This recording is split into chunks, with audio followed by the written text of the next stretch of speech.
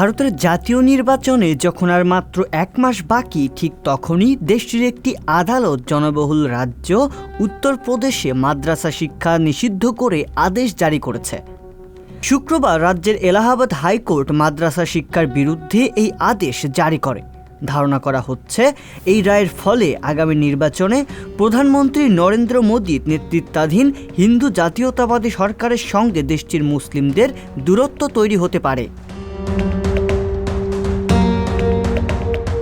মাদ্রাসা শিক্ষার্থীদের প্রচলিত স্কুল ব্যবস্থায় ফেরার নির্দেশ দিয়ে উত্তরপ্রদেশে মাদ্রাসা পরিচালনা করা নিয়ে পাশ করা 2004 সালের একটি আইন শুক্রবার বাতিল করে দিয়েছে এলাহাবাদ হাইকোর্ট।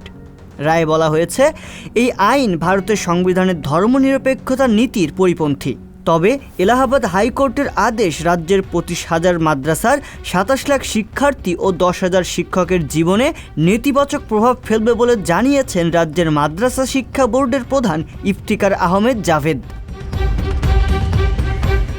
উত্তরপ্রদেশ ভারতের সবচেয়ে জনবহুল রাজ্য, যেখানে প্রায় 24 কোটি মানুষের বসবাস, যাদের মধ্যে মুসলিম ধর্মাবলম্বী রয়েছেন প্রায় 1/5। এলাহাবাদ হাইকোর্টের আইনজীবী অংশুমান সিং রাঠোরের মাদ্রাসা শিক্ষা নিষিদ্ধ চেয়ে করা আবেদনের শুনানি শেষে শুক্রবার আদালতের বিচারক ওই রায় দিয়েছেন।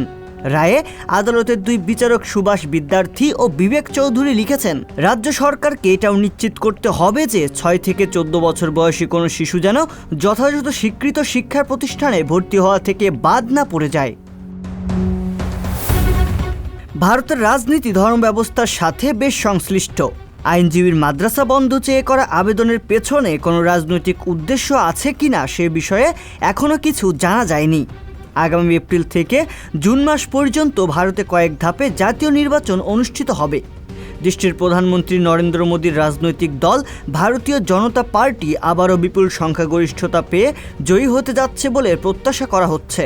নির্বাচনের আগে এই রাজনৈতিক দলের কিছু সদস্য ও তাদের সহযোগী সংগঠনগুলো ইসলাম বিরোধী বক্তৃতা, গোরক্ষকদের কড়াকড়ি ও মুসলিমদের বাড়িঘর এবং অন্যান্য সম্পত্তি গুড়িয়ে দিচ্ছে বলে অভিযোগ করেছে দেশটির মুসলিম ও সমাজকর্মীরা।